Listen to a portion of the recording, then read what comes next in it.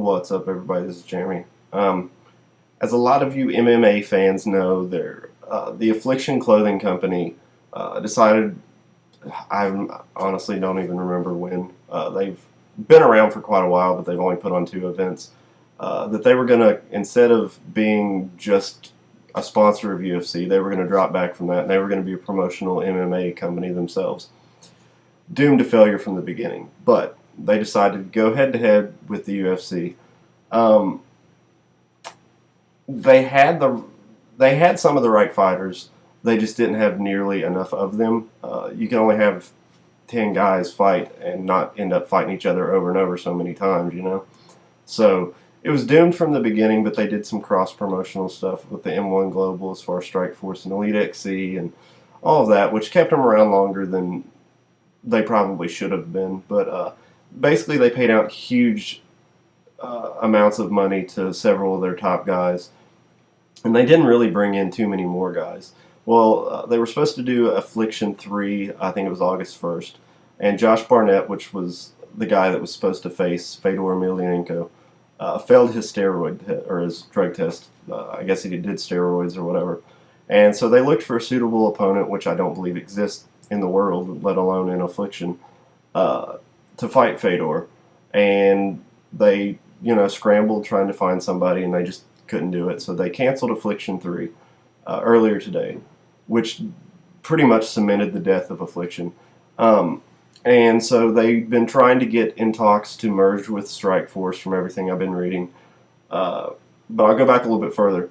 A couple days after UFC 100, Affliction basically sent some attorneys out to talk to Dana.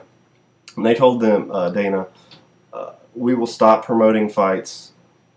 We will give you our fighters' contracts. So you have our fighters as your fighters until their contracts run up. The only thing we ask is that you unban UFC fighters from wearing our gear and apparel to the octagon. And Dana, at that time, laughed in their face and said, you know what? No, I don't want that deal. I want you to stay in business. I want you to keep losing money, and I basically want you to just lose every bit of money you've gained from the T-shirts by promoting fights and screw yourself, basically. And they were well on their way to doing that, and then they had, from what I've read, which this is where it gets kind of iffy, the attorneys talking to Dana definitely happened. I've seen the interview with Dana talking about it, so that definitely happened. But from here on, I'm just kind of talking on things I've read and what kind of seems to piece together. Affliction and Strikeforce went into talks to try to merge under the Strikeforce name, contracts and all. There are some fighters that I believe the UFC definitely wants to try to get from Affliction. And I think that finally, I think that's kind of what played into Dana going with Affliction and going into some kind of deal, which there's no specifics or anything really about that yet. All we know is that Affliction is now, again, a UFC sponsor. So I think they did unban fighters from, wearing, obviously, the apparel to the octagon. But I think in turn for that, they did give UFC the fighters' contracts so they can try to negotiate long-term deals. I'm not too sure of all the fighters because with the M1 Global, Strikeforce, and all the different fighters, it's just really hard to keep up with what fighters were under contract with which one because they all fought under each organization. But I think that Affliction had like Arlovsky, I think they had Vitor Belfort, I think they had Mousasi, and some of the bigger name guys that I think that UFC is really looking to get. I think Gomi might have been one of them. Basically, they had some of the top guys in all the weight classes. Probably the top guys outside of the UFC. I've read that Fedor isn't one of those guys, that he was under an M1 Global contract and not under Affliction. Like I said, it's really hard to keep up with, so I don't know. But I think Dana agreed to the deal that Affliction originally put on the table a couple weeks back, basically because he wants to try to sign some of those fighters for 2 long-term contracts. Because, I mean, Anderson is running out of guys to fight. GSP is out of guys to fight. Jake Shields could be one of those guys. I don't know. My thoughts on him attempting to fight GSP, I'd say for another video. But, I mean, the UFC definitely could benefit from this. Affliction is benefiting from this because they're not losing money on pulling off fight cards that only have 10,000 pay-per-view buys.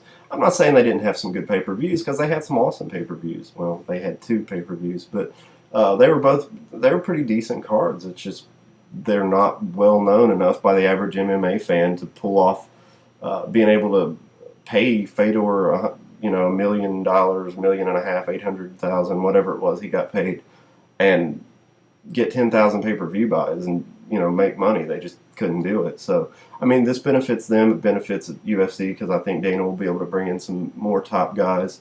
So this is definitely some like headline breaking news MMA stuff that has just been pulled like the last probably last 10 hours or so. All of this has gone on.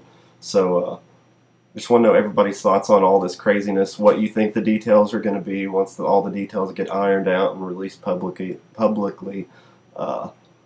what you think's going to happen, who you think's going to end up in the UFC based off of all of these recent events, what you think need to happen for Fedor to get in the UFC, who else you think will come. There's a few that apparently, this is another thing real quick, Dana posted a tweet on Twitter earlier that said, "Welcome back, Tito." So apparently they've patched up all their things, and I don't know if he's coming back as a commentator or fighter. I have no idea. But apparently Tito is back in the UFC in some form or another.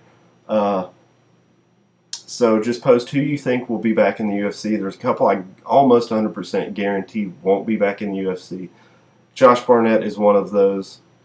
Fedor's brother, I don't think he will ever be in the UFC. I think there was some kind of legal issues as far as getting a working visa to fight in the U.S. I guess he could fight on all the cards outside the U.S., but other than that, I think Alexander's probably not going to be in the UFC. Vitor Belfort's definitely one I think that probably will be back. Mousasi, I think they'll probably get him, or at least try to get him and Gomi.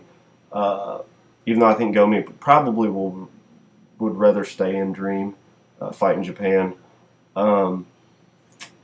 Who else? Babalu, I'm really kind of iffy on that one. I don't know. I don't really want to lean too much either way as far as them bringing him back if he was on the Affliction contracts. But just post what you think as far as the whole Affliction being dead all of a sudden.